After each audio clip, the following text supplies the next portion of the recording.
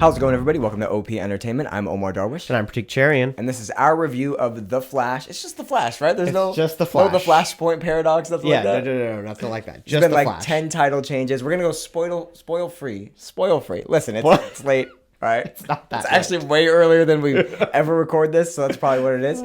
I've been up for a long time. Listen, guys, this movie, I almost don't want to go first. I'm going to go first. Go first. Put yourself out there. All right, here's my quote, if you had to take one quote from me. And I'm throwing it in the beginning right away. This movie, I don't think anything on this movie really works on any level, but it's really fun. I can't explain. Like, the CGI is the worst CGI you'll ever see in a movie in the past really years. In the past any years that they've been doing CGI, this is the worst. Guarantee. You think that's worse? No, this is the worst CGI. And I'll go into that later because I actually have more on that. The score is terrible. The worst. It's just like it's like they were trying to go for like a Robert Zemeckis, Alan Silvestri type like twinkly piano, but instead of a piano, they used trumpets in every freaking scene. Every step that anybody takes is just trumpets. I was like, this score is the worst film score I've ever. Literally halfway through the movie, I was like, it's not too loud. It's just annoying. You're not it's selling just the fun annoying. at all. That being said, I thought it was really fun. And I thought Ezra was pretty good. It's a movie that I went into it kicking and screaming. I did not want to watch it. I did have to pull him into the theater. I did not want to support Ezra Miller in any way, shape, or form. And I was convinced that I would hate this movie. And he's here to tell you folks, Ezra Miller is forgiven. Go ahead. That is not what I'm saying. But the movie's not bad. It's not bad.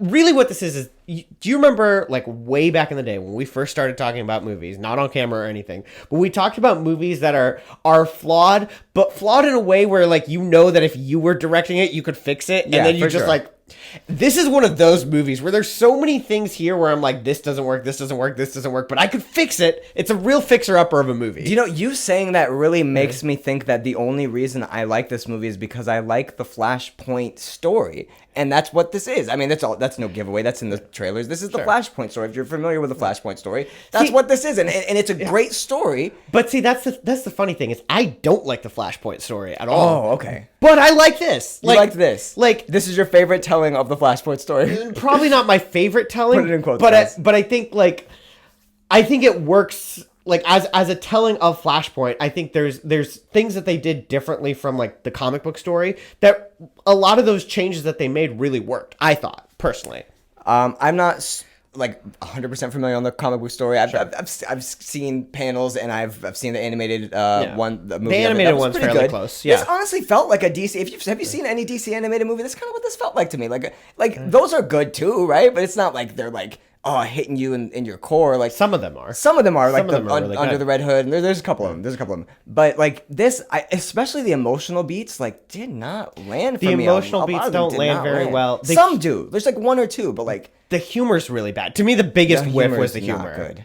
It's not terrible. I did laugh out loud like 4 times. I think I did but there's twice. like 100 jokes though, and it's like. So you would kind of ask this question while we were in theater, and I'm going to bring it up again. Who do you think this movie is for? I don't know because that question. I was asking myself that question like halfway into this movie, where I'm like, I think 10-year-old me would have loved this movie, and like I don't know that 15-year-old me. 10-year-old me. Okay, but honestly, like. We got to get into the Michael Keaton of it all. Okay, because I think that Michael Keaton might make or break how you feel about this movie. I didn't like what they did with him, especially at first. Like, I don't know how to say this, but like they pretty much Luke Skywalker him in the beginning. Is that a spoiler? Because he's like, did you not like what they did with Luke in The Last Jedi? Because man, no, it's very different. It's actually I disagree. It would be different if with Luke they made him badass. Eventually, they just never did. With him, I don't know. I can't really get into it without spoilers. I was gonna say I don't want to go into it because of spoilers. They didn't give any. Yeah. I don't know. Yeah, there's no way to really go around this without spoiling. So I'm just going to say, I did not like how we are introduced to Michael Keaton. I did not like his reasonings for wanting to be Batman. I don't know. I didn't like, and when he's when he is Batman, it's very clearly not 70 or 8-year-old Michael Keaton or however old he is. It's very clearly like a young person in a suit going as fast as humanly possible fighting. I kind of thought about this when we see Ben Affleck's Batman for the first time, and then it's emphasized again when we see Michael Keaton's Batman. But like, are we ever going to get an old Batman on screen, like one that doesn't move like he's 18?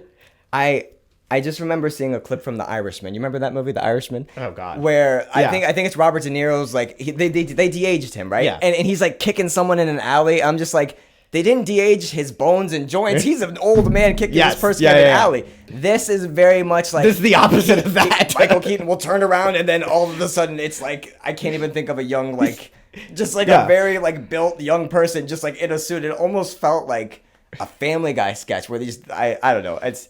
I swear he was taller in the suit by like 5 inches. I'm like, this is very much not this frail old being that you just showed me 2 seconds ago. Yeah, it's very weird, and it's.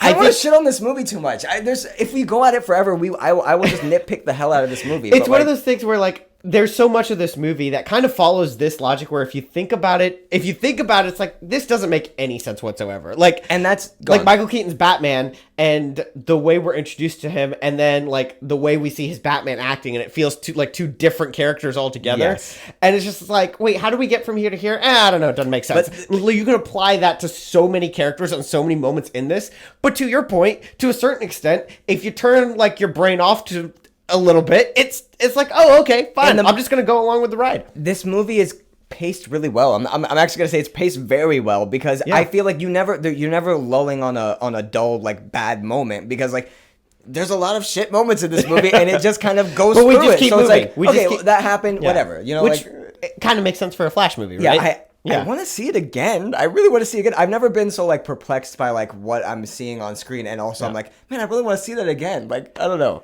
I don't know about really want to see it again, but I do. I'll say this too. The visuals, aside from going on to the CGI, right? Okay. I felt like this is gonna be an hour-long review. I felt like at a point, it got to a point where the CGI was so bad that it's clearly like a stylistic choice, and it almost felt like I'm watching an over stylized, like I'm kind of like I'm watching like what is it, like it's like Sin City or something like I don't know. It felt like this. I'm reading a comic. I don't know. Like there's particular moments where the CGI being bad like feels intentional.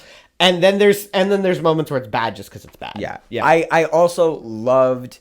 I felt like there was a lot. This movie does a lot of unoriginal stuff. I felt like there was a lot of originality and uniqueness to like how the time travel worked in a way.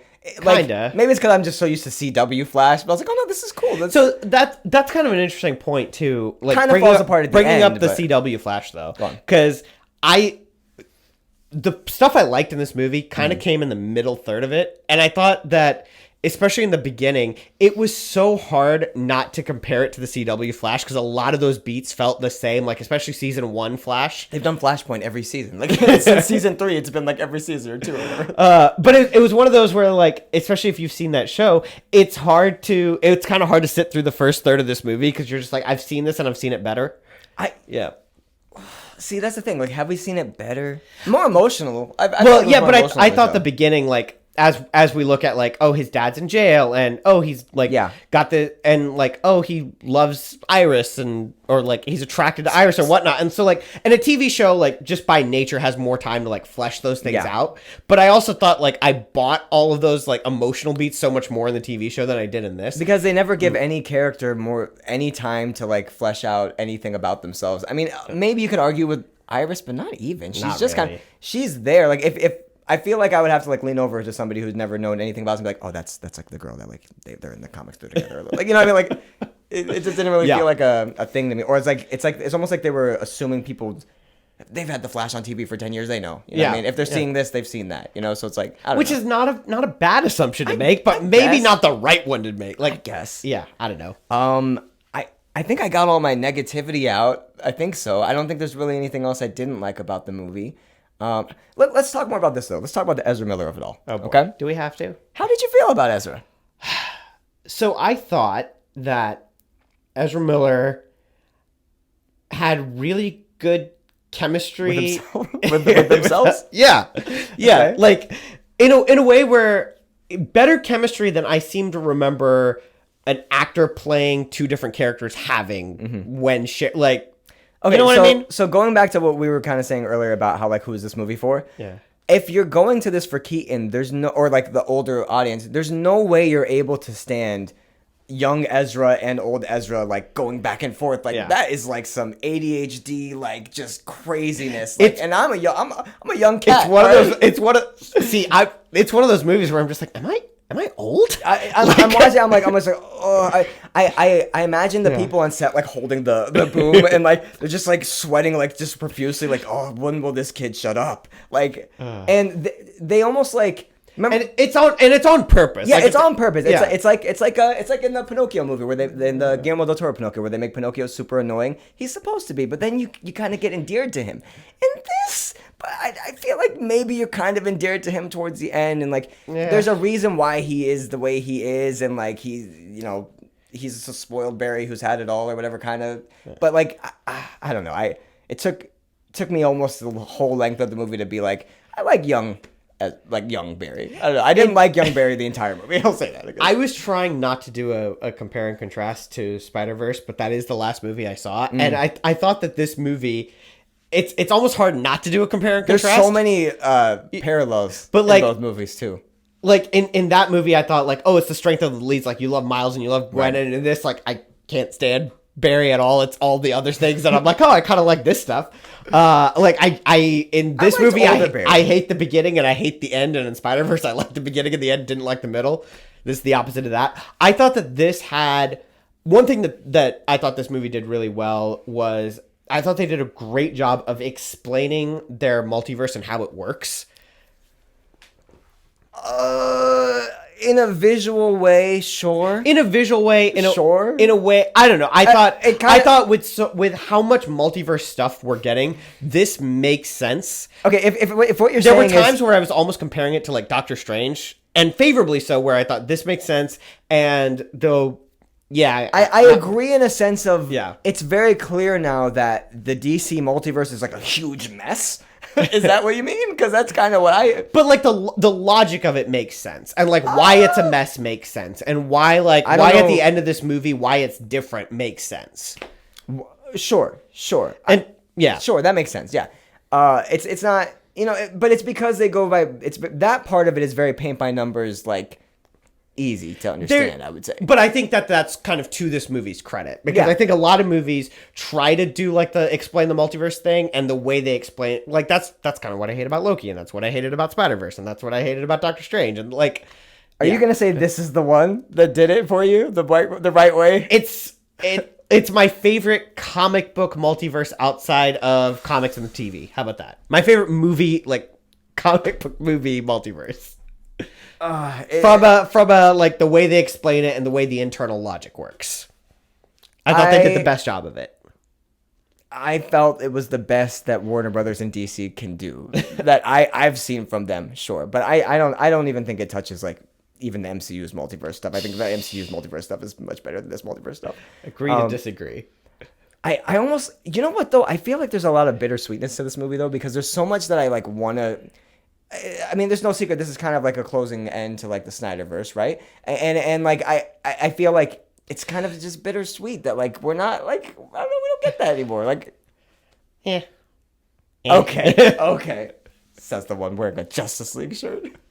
It's Justice League. I'm burning this after we're done with this review. Yeah, this is the last time you're seeing this on screen. This is a ritual. Do we want to talk about how this movie kind of points out Ezra Miller's antics in the real world?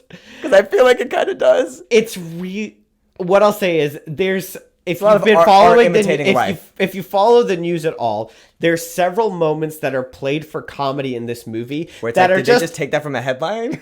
Yeah, it's a little close to what he did in real life, and you're just like, I don't feel good laughing at this. I'm just watching this movie. I'm seeing so many, like Ezra will say things. I'm like, that's gonna be a meme with like a headline of something he's done or is going to do. All right, you want to score this movie? This is gonna be the hardest movie out of all the ones we've ever reviewed to score for me, honestly.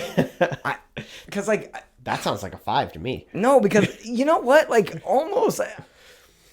But it's too good. Like it's not good, but I want to watch it more. So like my enjoyability of the movie, I'm gonna put it at like a. We don't do half, so I swear I'd do 6.5. I'm gonna do 6. I'm gonna put it at 6. Right. I really enjoyed this. I'm gonna rewatch this a ton. Like I feel like I'm gonna buy this as soon as I can get my hands on a 4K. I'm gonna watch this. It's probably gonna look even worse in a 4K TV, but I liked it. There's enough enjoyability to get out of it. I think my gripes with it are kind of like very unique to me. And I think a lot of people No, because I think a lot of your gripes are similar to gripes I have. I think it's just how much it bothers you, like Miles Bears. Yeah. But I think anyone watching this movie would like find the same flaws that you did. They just might not be as bothered. And by let's it. be very clear. If I wanted to, we could have came in here and been we could so rip negative on this this. apart like, if we wanted. Like if we wanted to bring shitting on DC back, we could have done it here tonight. Easily. But easily. I had so much fun that I almost feel like I don't want to punch this kid. Like I liked the movie. It was a good movie. I'm giving it a 7 for many of the same reasons. There's enough of it that works, and I think even with the flaws, they're all flaws that you very quickly and easily see the way that like it could be fixed, and so I think because of that you kind of just scoot past it. It's not great cinema. Like this isn't something I'm showing my kids in 10 years, but.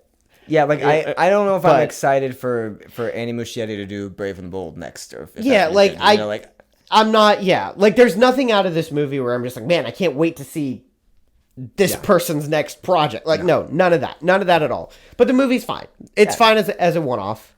It's all right. I would it's almost like better than fine. You gave it a higher score than me, but it's almost better than fine. But it's just like I would have no like argument with anybody who doesn't like this movie for any reason, because there's a number of reasons, right? But. Yeah, I'm thinking 6. I think it's 7. I think 7's probably the high end of like sure. Anyone who likes this movie more than that, I have lots of questions for you. Yeah, anyone's like, this is the best superhero movie of all time. Like, have you seen any movies? Have you seen a superhero movie? Have you seen the animated version of this? But all right, Pratik, you want to take us out? Yeah, thanks for watching, guys. We'll be back with more reviews, and we'll see you guys next time. See you.